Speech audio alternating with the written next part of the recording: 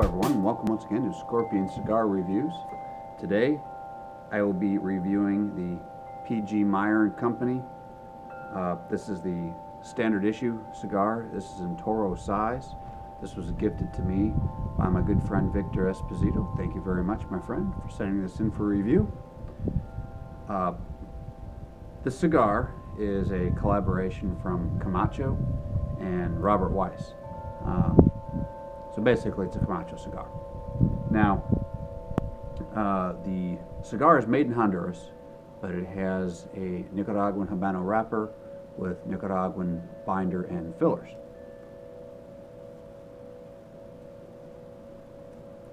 It's a pretty lightweight cigar, and the pack is, it's got some hard spots, but for the most part it's pretty spongy. So just going by that, I would say it's probably going to burn relatively quickly, but I could be wrong. I've been wrong before based on assumptions of how packs feel and how the weight of a cigar is. Sometimes I'm just way off, but in general, from what I'm finding here, I'm thinking this is going to burn fairly quickly. Now, there's a interesting labeling on this cigar. Not a whole lot of light out here, so it's going to be difficult for me to read. I have to get it unwrapped. It's on a not a rice paper, but more like a kind of a, maybe like a wax paper type of thing. I'm not sure what it is, but it's, and then it's taped. This may prove difficult. Well, okay, I'll just slide it off. Look at that. Typically I don't like sliding things off because you risk damaging the wrapper. Now, I'll get into this a little bit later on. I want to get started with the cigar review, and I'll see if I can get this little label here untaped and opened up and read to see what it says. There's also, in addition to that wrapper and the, or that labeling, whatever you want to call it, and your basic shoulder band, there's also a foot band. So we will be removing that foot band right away. Once again, slides right off. While I'm in that pocket, I'll grab my lighter.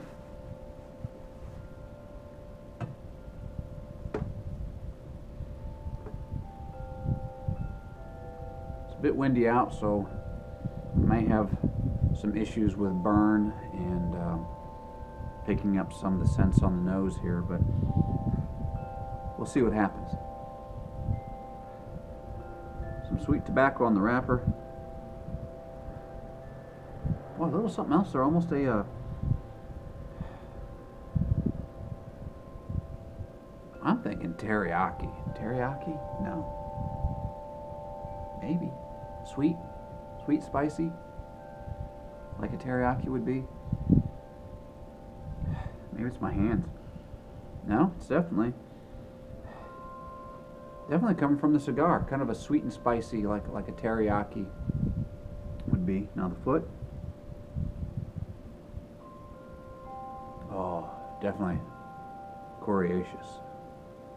Now, I mentioned that term in a previous video. I wonder how many of you looked it up. Coriaceous.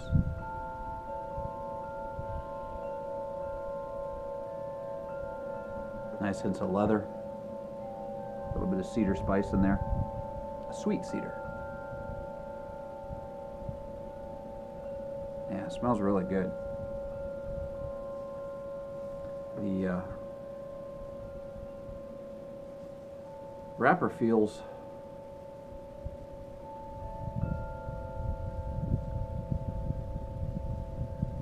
kind of leathery, possibly slightly brittle. I don't want to probe it too much.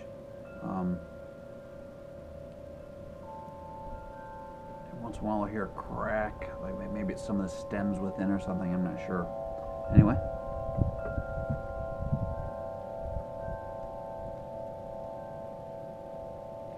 I'm using a punch cutter today.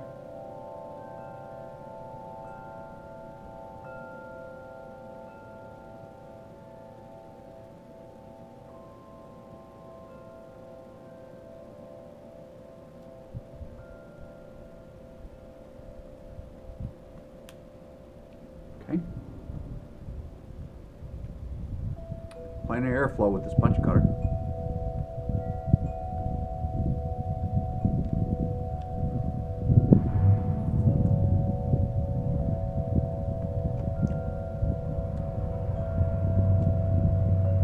Kind of strange taste there. It's not necessarily bad, but not something I would normally associate with a cigar flavor. It's almost plasticky.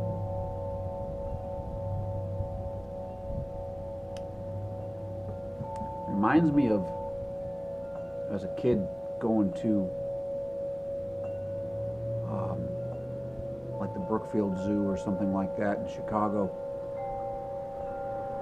And they have, or at least they did have, these machines where you put in your couple bucks, whatever it was, and you can pick different animals that thing will spit out, but it molds it right there and you can watch it. And it heats up the plastic and pours it, then it cools it down, and you got to be careful when you first pull it out because it's kind of soft, it's kind of hot still, and you can squeeze it and dent it and deform it easily. You give it a few minutes to harden up and you're all right. But there's always a scent to that plastic, and it was very you could taste it in the air. It was, yeah, you could taste it. I'm drawing a blank on what that word is. It'll come to me. It will. But anyway, that's what I'm getting from this, almost this hot plastic kind of taste. So it doesn't taste bad. It's just not something you would normally taste in a cigar.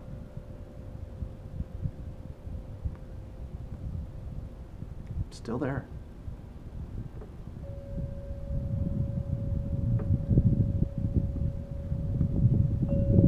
Strange, very strange. All right, now let's see how well we can light this up, being that it's windy. You can probably hear the wind chimes in the background there.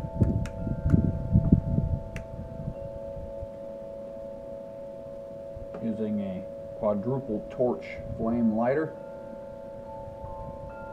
Trying to use my body to block the wind, so.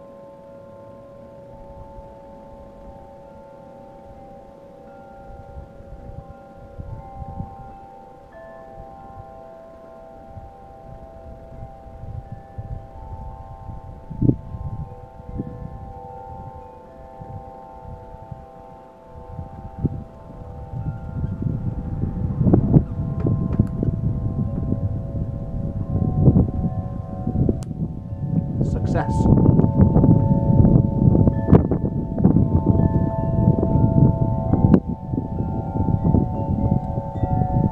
cap is starting to give me a little bit of trouble already. When I was punching the cap, I could kind of hear it kind of cracking a little bit. I was being real careful, but it's kind of coming undone a little bit. See what happens.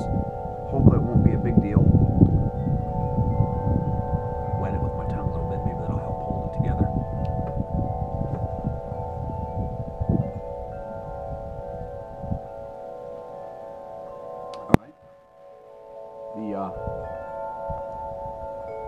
That plasticky note is not there in the initial lighting. Bit of pepper on the retro hill. Not an all-out punch in the face, but it's definitely there. Oh, there it is. Now it's getting stronger. And there's something else there that's real interesting. Oh, that's really neat. I have to think about what that other flavor is. There's a lot going on here.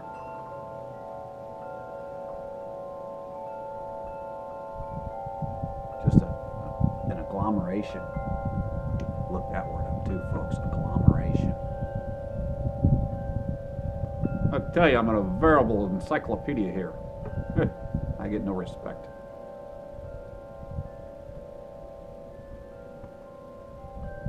All right. A lot going on with the cigar right now. All the flavors are kind of congealed. I'm going to kill you guys with this tonight. I'm going to throw all kinds of crazy words at you. But anyway, let this heat up and see how it opens up and see what we can find. See you in a bit.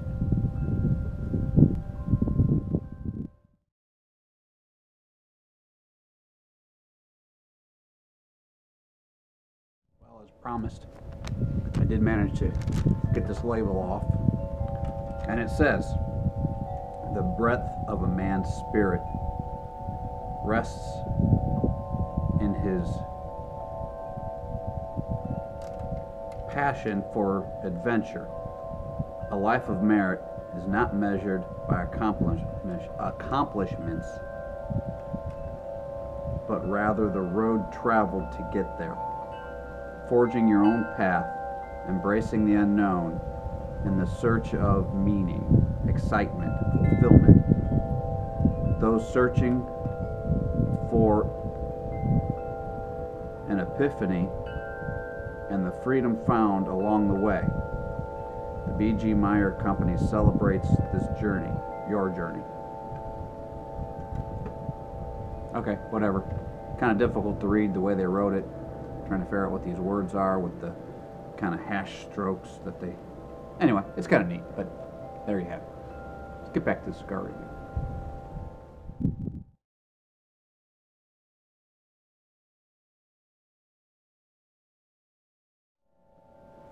Pairing tonight's cigar with Booker's Bourbon. I've featured this on several other cigar reviews. I'm not going to really get into it. It's a high strength alcohol, 64.45% alcohol by volume, 128.9 proof. Booker refers to Booker No.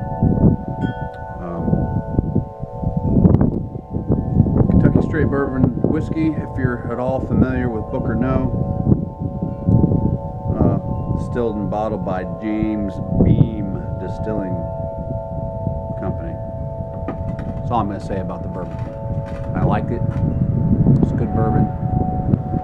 Not terribly expensive. $60 to $65 for a 750 milliliter bottle. For some that may be a bit much, but for others that are used to $150, $250, $400, $800 bottles, this is chump change. For me, this is kind of pricey. I'm no chump, so it's not chump change. I'm an idiot. Anyway, now that the wind's died down again, I can try another segment. It got quite windy.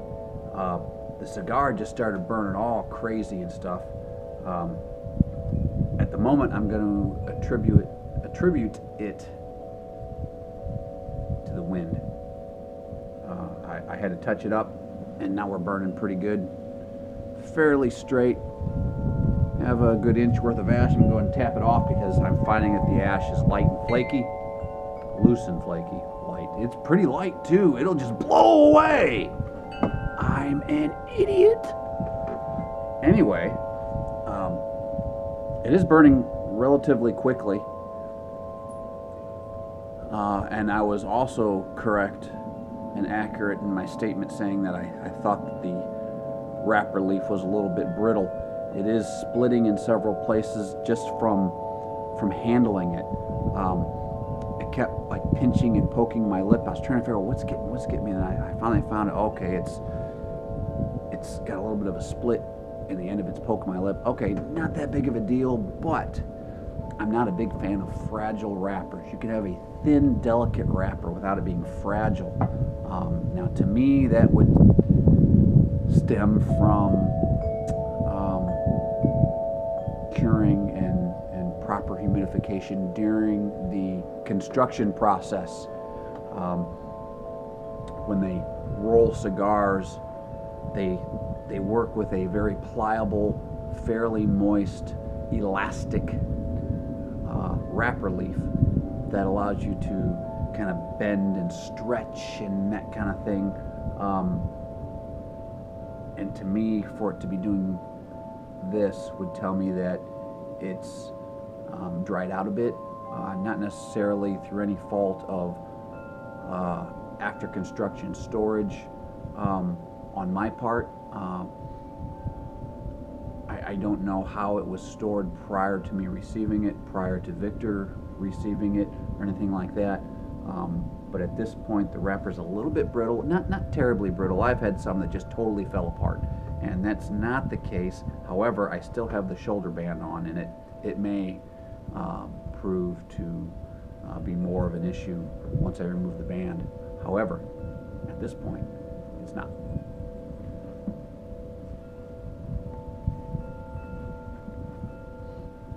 It's a decent cigar. I'm picking up very subtle hints of leather, cedar, a mild peppery retrohale. Something else in there. With that said, my sinuses aren't up 100% to snuff. I think I've picked up a little bit of my daughter's cold. I've been kind of fighting it. The last couple cigars I smoked, I did find that smoking the cigar helped to open up my sinuses. But there's definitely something going on. So I'm sure it's going to skew my perception of what I'm picking out of this cigar. That, combined with the windy evening, it's making it a little bit difficult to get all of this flavor.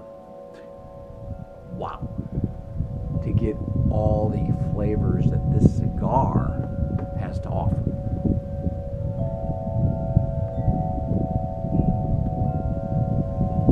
It's a good middle of the road, definitely a medium body flavor and strength cigar. As I mentioned, the flavors are kind of subtle, but they are there.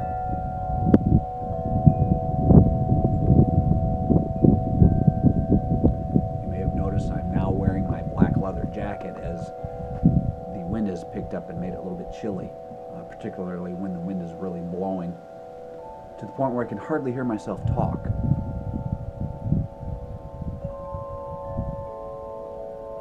The splitting and cracking of the wrapper leaf is also hindering the smoking of the cigar a little bit, as I'm picking up some airflow issues where it's just I'm getting air through the wrapper leaf in some instances instead of just full-on smoke.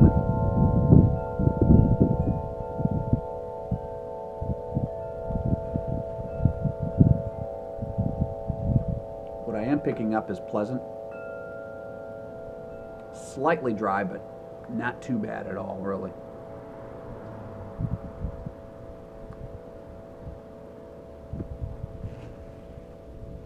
Maybe a subtle hint of meatiness.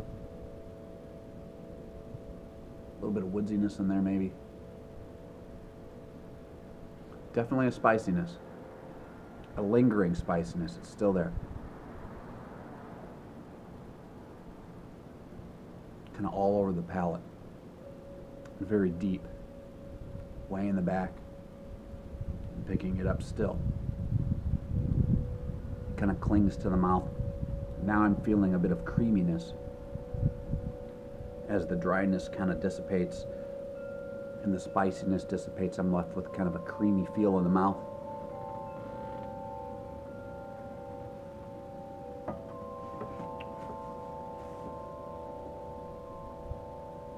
I tell you, it actually got so windy for a moment there that I was watching the porch light kind of swing back and forth.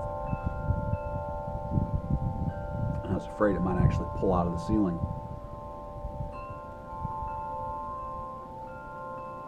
Being an old house, built in 1900, so it's 115 years old.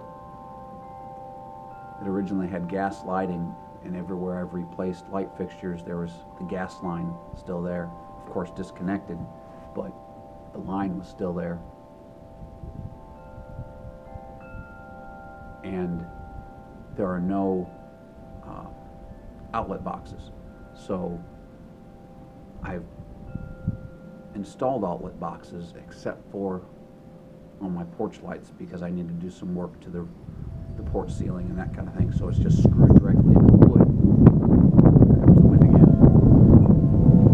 So as long as my 3-inch screws hold into the wood, which they should, but with a good swinging going of the light there, I just kind of keep my eye on it.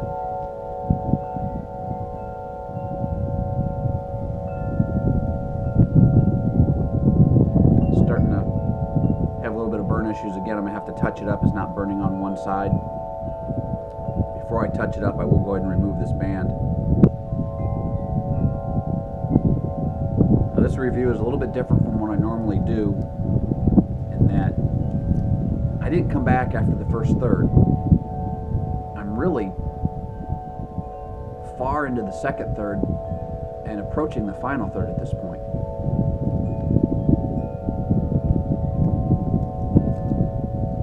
Partly because it's burning quickly, partly because the wind is making it burn kind of wonky.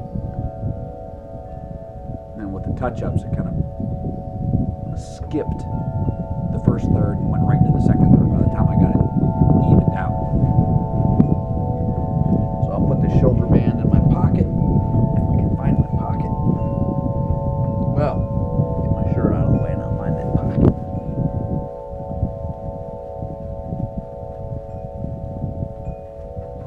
Oh, good pepper blast on the retrohale. There's a real punch in the face. If you like pepper, you're definitely going to get that pepper blast on the retrohale from this cigar. Not overbearing, but it's definitely there.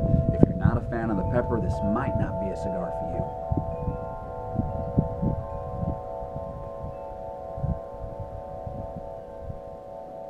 Once again, there are some other very nice flavors there.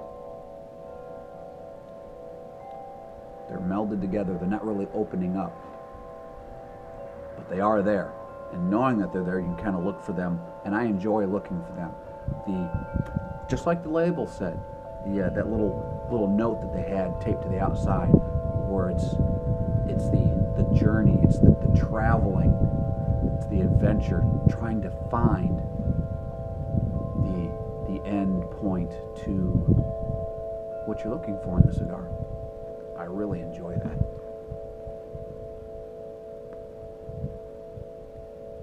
I'm going to continue smoking this, and I'll come back end of the final third or beginning of the nub. Depends on how quickly it burns. See you in a bit.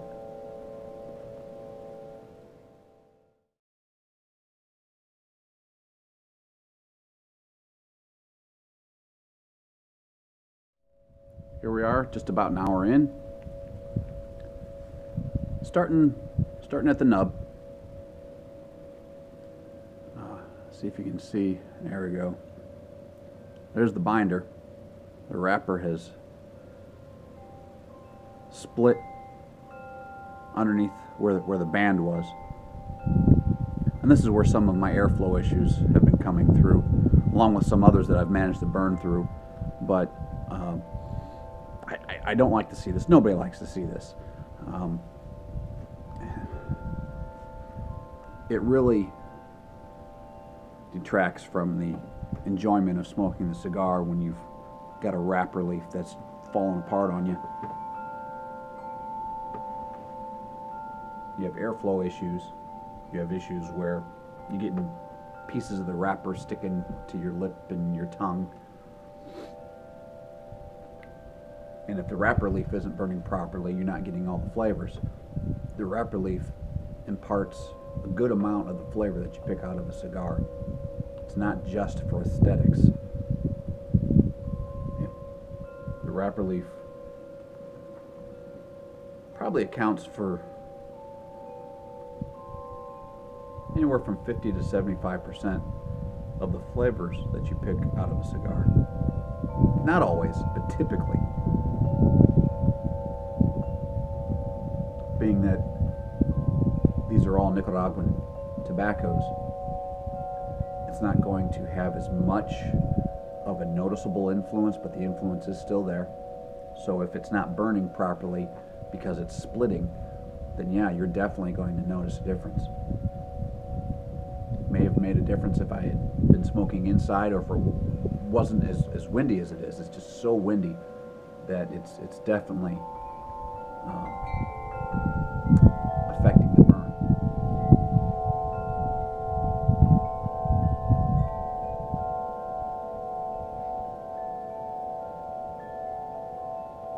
Not a whole lot of changes going on.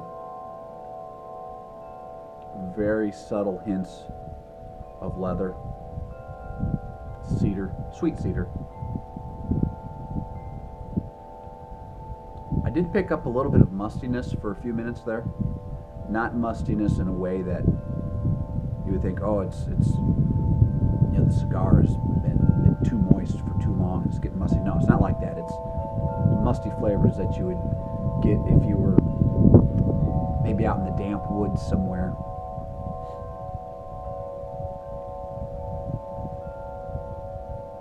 Just adds to the flavor profile, so it's interesting.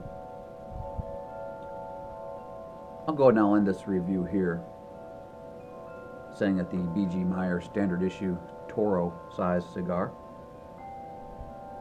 all in all, been quite pleasant. These retail for roughly $8. You can get them online. When you buy a box of 20, it ends up being about $8 per stick at that point.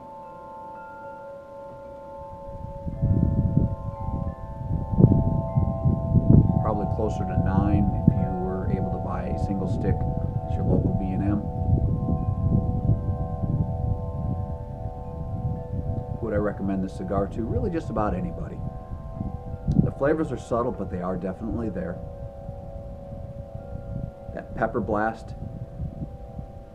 is the dominant characteristic, but it's not so dominant that it just blows you out of the water.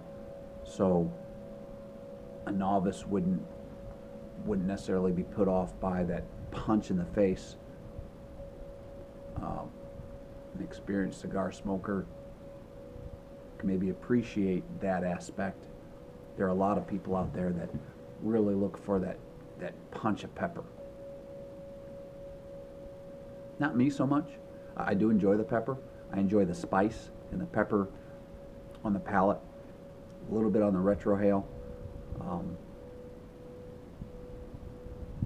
But I personally prefer leather, cedar, meatiness, woodsiness, some other flavor profiles. And you're going to get all of that from this cigar, but they're very subtle.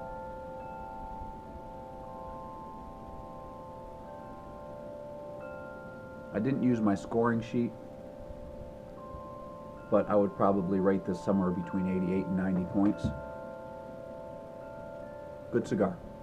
Good value at roughly $8 a stick.